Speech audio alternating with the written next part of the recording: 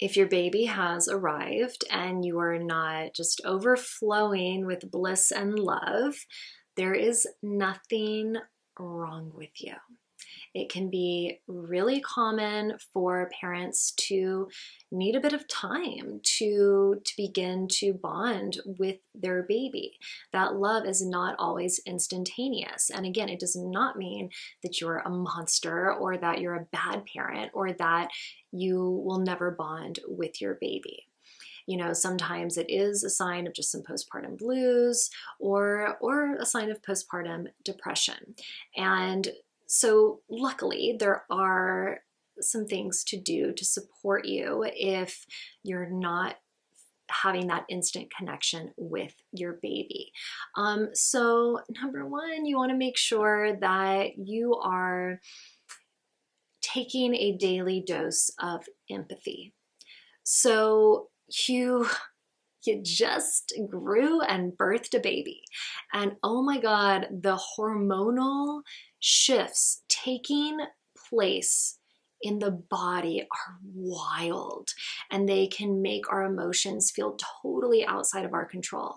Even if you're not the one that carried and birthed the baby, any, new parent can experience a shift in hormones that can really mess with their emotions. So please let yourself off the hook. Don't make yourself feel like you just need to suck it up and get it together and just start bonding with that baby. There is something to be said to the whole faking it till you make it thing. And of course, you still need to care for the baby, even if you're not feeling that, a deep bond with them. But please don't beat yourself up for not having that instant connection. Give yourself lots and lots and lots of empathy, and don't let anybody else judge you for that as well. And know that you don't have to tell anyone, with the exception of what I'm about to get to with professional help. But, for example, if your mother-in-law asks, how you're doing, you are under no obligation to tell her that you're having a hard time bonding, unless you genuinely think that she would be able to help. But again, you don't have to tell anybody if you're not having that, instant connection. With that said, if you feel like it is really hard to function, like you're really starting to feel depressed, like you are really alarmed by your lack of connection with the baby, you could benefit from seeing a mental health specialist. No shame in that at all. So many new parents need the support of a therapist. And maybe just the talk therapy will be all you need, but sometimes people need medication as well. Again, no shame at all in seeking whatever support you need.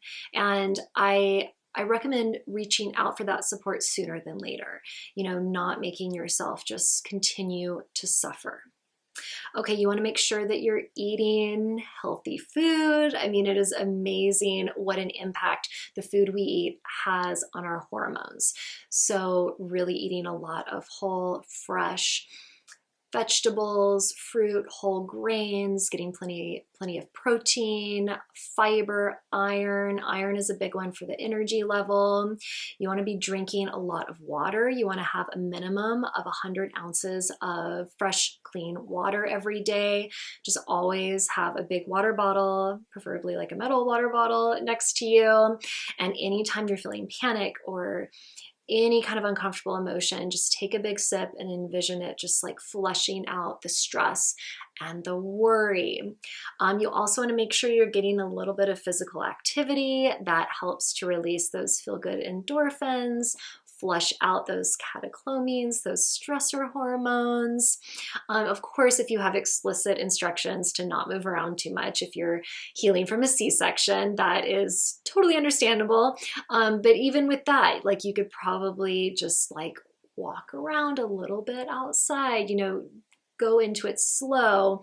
But for so many women postpartum, like we barely get out of bed, which is a huge part of the healing process. I'm not saying overdo it, but sometimes if we're feeling really sad, just getting up and just walking around just a little bit, stepping outside, getting some fresh air, those baby steps can work wonders for our mental health. And then you also want to ask yourself, am I talking to somebody that is over the age of like 12 months? Like, are you speaking to other adults? Are you able to connect with people that are equipped to provide you with emotional support?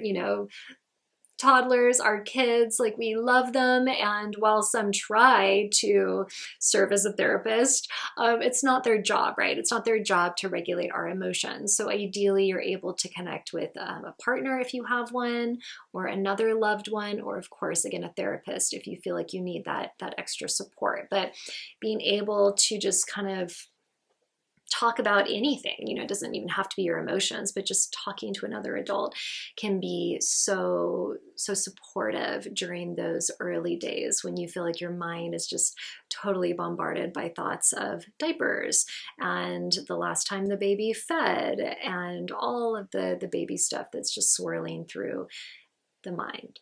You can also help to create a little bit more clarity and focus in your day by choosing 3 guiding words at the beginning of each day. So for example, maybe it's love, connection, and cleansing, for example. So you're like, okay, the 3 main things that I'm gonna focus on today is just loving my baby, connecting with my baby and myself, and some cleansing. So maybe today I'm gonna take a shower, or I'm going to like clean out this one corner of my room that's like really stressing me out. And if that's all I do today, great. So just giving yourself those 3 guiding words to allow yourself to get to the end of the day feeling like you really like accomplished something, and again, trying to not make those 3 guiding words like just like work to-dos or household to-dos, but really making sure those 3 guiding words will guide you in doing things that really nourish your well-being and what's going to make you feel even just a little bit better.